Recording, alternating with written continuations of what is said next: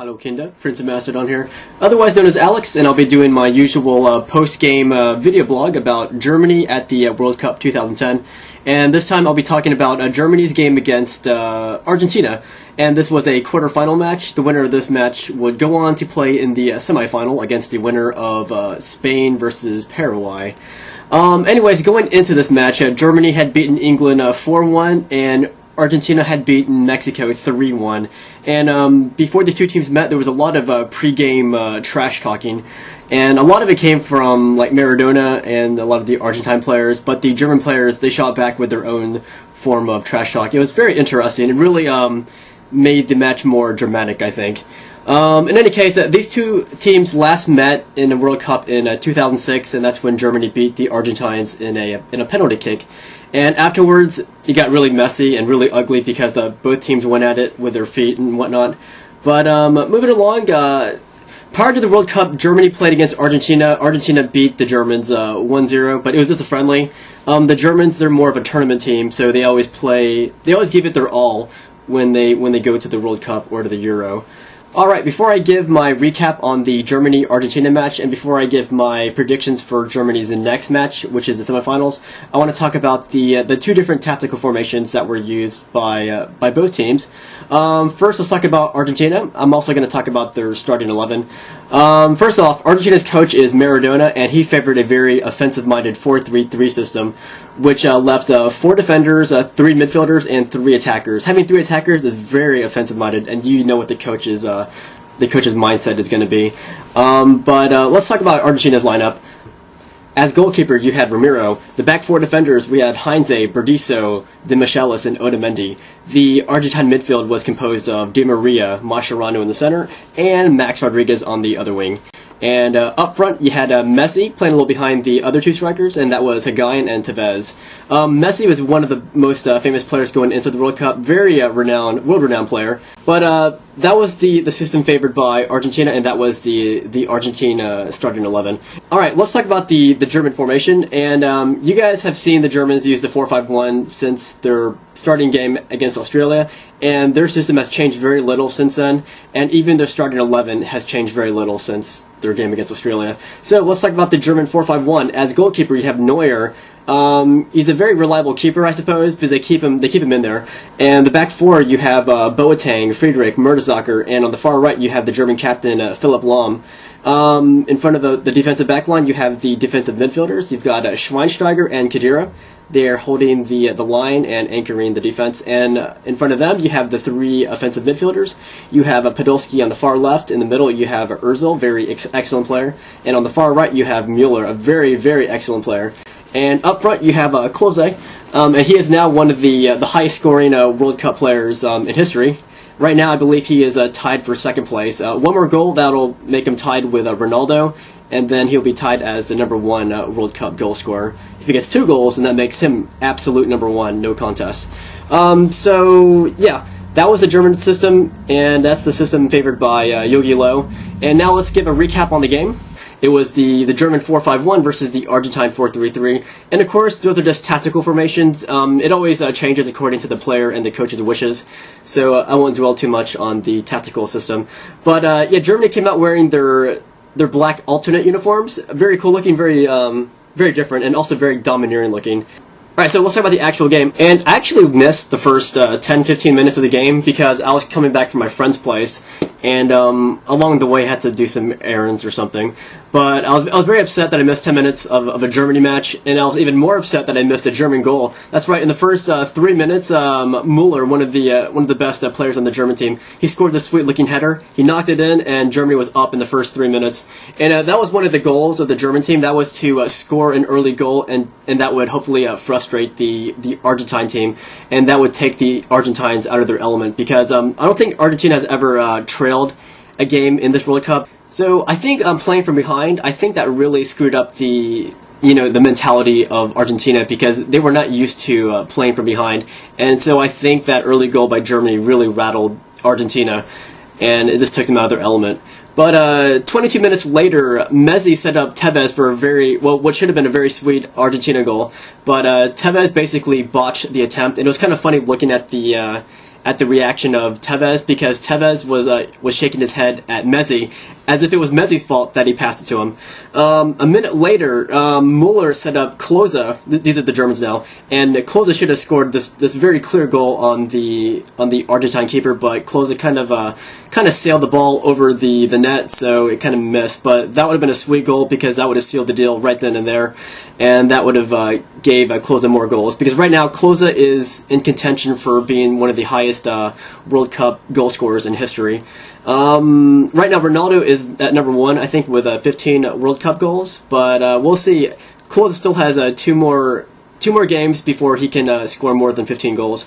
But anyways, around the 35th minute, there was a very huge play here, because basically what happened was the ball struck Muller's arm, and the referee, he went right for a yellow card. I think that was kind of harsh, going right for a yellow card when the ball played Muller's hand, because what that means is Muller is going to miss the semifinal match against the winner of Spain and Paraguay.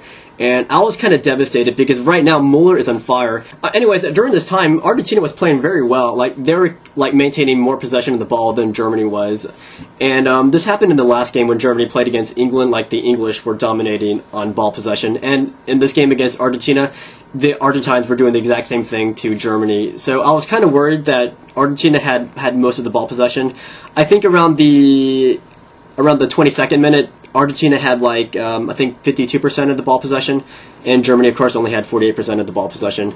But really, it's all about converting your chances, and that's what gives you goals. So you can't just maintain possession of the ball and expect to win. You also have to convert your possession into goals. And speaking of converting goals, around the 67th minute, Podolski set up Klose for a very sweet-looking German goal, and this was even sweeter because this goal meant that Klose was now tied for number 3 highest World Cup goal scorer. And I think right now he's just 1 goal away from tying Ronaldo as the highest World Cup goal scorer. And right now Klose has 2 more games to go through. So I'm really hoping and praying that Klose gets 2 more goals so he can surpass Ronaldo as the world's highest World Cup goal scorer in history. And I would like to witness that for myself, live.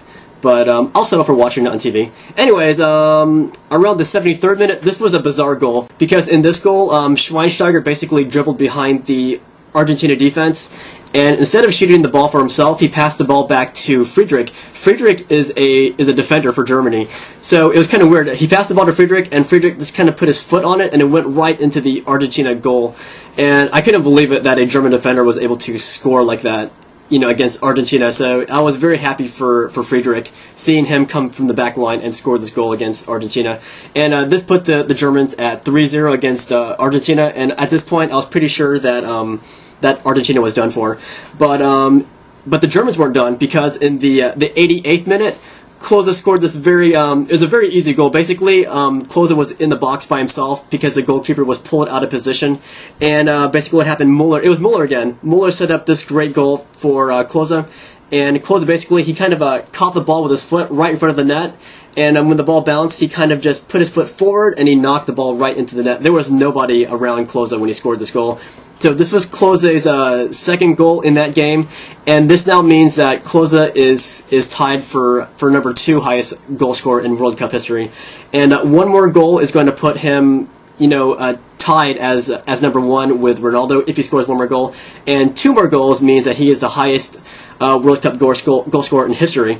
And as I said, he has 2 more games to attempt this, so I'm really praying that he gets it, because I want to see this. I want to see history in the making. Anyways, the final score was Germany 4 and Argentina 0, and I gotta say, I was very surprised by that scoreline, because I predicted in my last video that Germany would win 1-0. I had no idea that this would be such a high-scoring affair, because usually when 2 big teams like Argentina or Germany meet, it's usually very low-scoring, because both teams are playing more conservatively. But that was not the case in this game. Both teams seemed to be attacking, but Germany was getting all the goals from it. So I was very pleasantly surprised that Germany put up 4 goals, and wow, I was very happy about that. Anyways, the final ball possession was 54% for Argentina and 46% for Germany. And I got that stat from FIFA's website, and that just shows you that even though you possess more of the ball, that doesn't mean you're going to score more goals, because it's always about finishing the ball. I mean, you can't just, hold the ball longer and hope to win. I mean, certainly it helps, but what matters most is execution. And in this case, Germany was able to execute 4 brilliant goals against a very intimidating Argentina side. So I was very happy that Germany won. In any case, let's do a prediction for the next game, and that will be the semifinal. Personally, I think Spain can take out Paraguay, and then from there we have the much highly anticipated Germany versus Spain rematch. And I think Germany has the pedigree and the edge to take out Spain right now. But right now, Germany is on fire. Spain, they've struggled a little bit. I mean, they still look really great. They're defending Euro champs, and they're ranked very high in the FIFA rankings. But I think Germany right now, in the form that they're in, I think Germany can take them out. And let's say Germany wins 2-1. And it'll be a very close contest, maybe high scoring, but I think Germany has the edge over Spain, and I want to see Germany win. So let's talk about your predictions. Who do you guys think will win? Do you think Germany can take on the winner of Spain-Paraguay? Or do you think Germany is going to flop in the semifinal? And since we're here, let's talk about the semifinal from the other bracket. That will be between Holland and Uruguay. Who do you think is going to win between Holland and Uruguay? So that's my question for you guys. Who's going to win between Germany versus the winner of Spain-Paraguay? And who do you think is going to win the other bracket between Holland and Uruguay?